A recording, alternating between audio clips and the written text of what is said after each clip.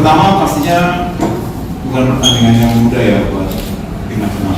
Karena saya lagi secara kondisi kita hanya sampai 1 hari, tidak bisa secara maksimal karena kita bisa lihat di awal-awal dan kondisinya pemain sangat-sangat berat ya.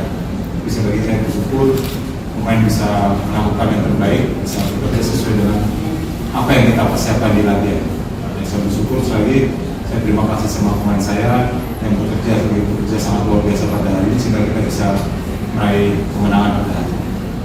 Tapi saya selalu berpesan, saya minta agar euforianya tidak perlu yang terlalu berlebihan karena sekali lagi tujuan mereka ini adalah kedepannya adalah pemain kita senior dan kedepannya masih pada jangan sampai cepat berpuas diri dengan hasil ini karena sekali lagi ini sebenarnya baru awal bagi mereka agar kedepannya mereka bisa menjadi pemain-pemain tim nasional di masa yang akan datang. Jadi saya minta hari ini oke, kita bisa melakukan euforia, tapi setelah besok kita akan mulai dari nol lagi, kita akan persiapan lagi untuk persiapan kualifikasi Indonesia di Kuala. Terima kasih. Apa yang ingin disampaikan? Saya ya tadi alhamdulillah cukup baik dan alhamdulillah saya bisa mencetak 2 gol dan saya juga nggak bisa main of the match. Dan buat teman-teman semuanya, maaf saya belum bisa mendapatkan yang juara 1. Alhamdulillah bersyukur mendapatkan juara 3. Semoga di Piala AFC kita semua bisa mendapatkan juara 1. Oke,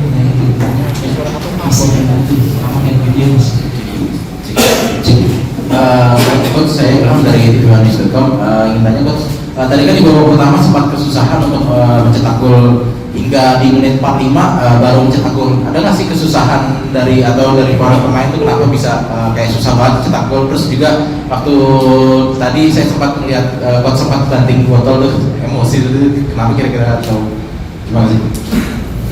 Ya, yang pasti sama tadi bicara saya di awal ya, ini bukan pertandingan yang mudah karena seperti kita melihat kondisi pemain yang sekali tidak juga 100% karena kita hanya punya recovery 1 kali dan kita sekali mencoba semua pemain yang ada di timnas U16 ini bisa kita coba.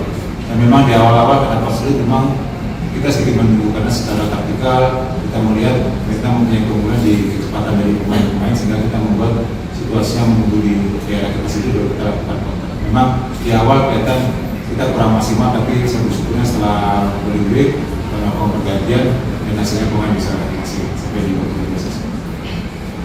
Yang kedua tadi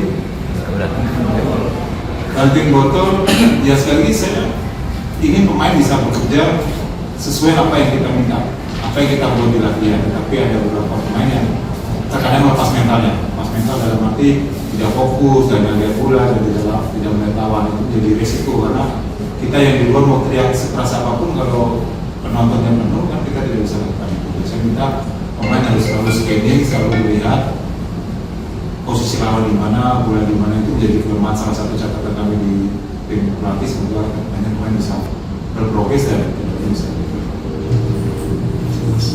Lagi hubungannya tidak misalnya Asma.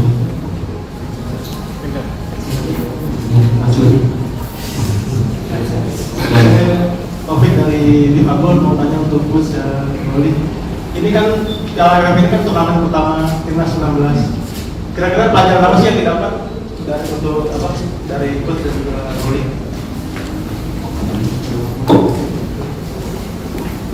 Makanya dari awal kalau kita bicara target, sebenarnya saya tidak memberikan target apapun kepada pemain karena mereka timnas U16 ini adalah generasi baru untuk tim nasional di masa yang akan datang. Jadi pastinya banyak pelajaran yang bisa didapat dari pemain, bagaimana kita harus bisa kontrol pertandingan, kita harus bisa mengatur ritme pertandingan, kesalahan individu yang harus kita perlu menjadi pelajaran bagi mereka karena timnas U16 ini pemain-pemainnya baru, belum pernah bertanding internasional, baru pertama kali menggunakan seragam Garuda, pastinya tidak mudah buat pemain. Jadi saya bersyukur pemain bisa enjoy, bisa menikmati setiap pertandingan yang kita jalani dari pertandingan awal kita lawan Singapura sampai terakhir kita lawan Vietnam. Pemain menunjukkan progres yang luar biasa. Tapi itu bukan menjadi akhir, saya minta pemain lebih fokus lagi untuk kita mendapat kualifikasi opsi lebih baik.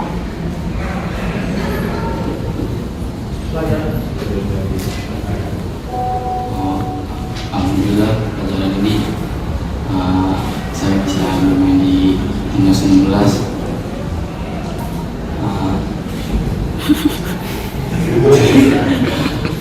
Alhamdulillah saya bisa bermain di timnas 19 dan persiapannya juga udah cukup lama dari 18 April dan saya gak nyangka saya bisa sampai titik ini dan beberapa lama latihan dari 3 bulan yang lalu.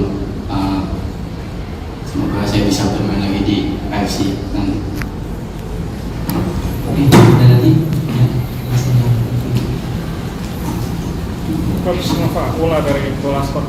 Mau tanya kenapa tadi Lukas diganti pas babak pertama ya, belum selesai langsung diganti, terus peran kedua. Nah, untuk persiapan Piala Asia, apakah kapan mulai pemusatan latihan? Apakah mau ada tes di luar negeri? Terus apakah Coach Nova juga masih asisten di timnas senior? Yang pertama masalah pergantian, memang sekali lagi Lukas pemain yang bagus, tapi memang dari segi fisik yang membuat Lukas belum bisa beradaptasi tetap dengan situasi di tim, dan itu yang saya sampaikan dari awal bahwa Lukas cukup baik, cuma dia ada catatan masalah kondisi fisiknya. Nah, harapannya nanti di saat kita melakukan persiapan dari awal, Lukas bisa bergabung dan sehingga secara fisik Lukas akan sama dengan pemain-pemain.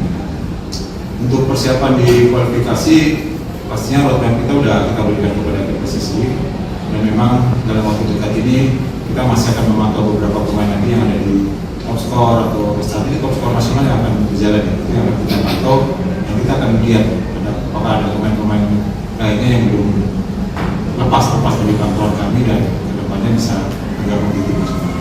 Mengenai roadmap kami juga sama, kita merencanakan ada TC ya, TC di luar, termasuk kami meminta uji coba internasional agar pemain bisa semakin terasa kemampuannya, pengalamannya menghadapi tim-tim yang levelnya ada di atas.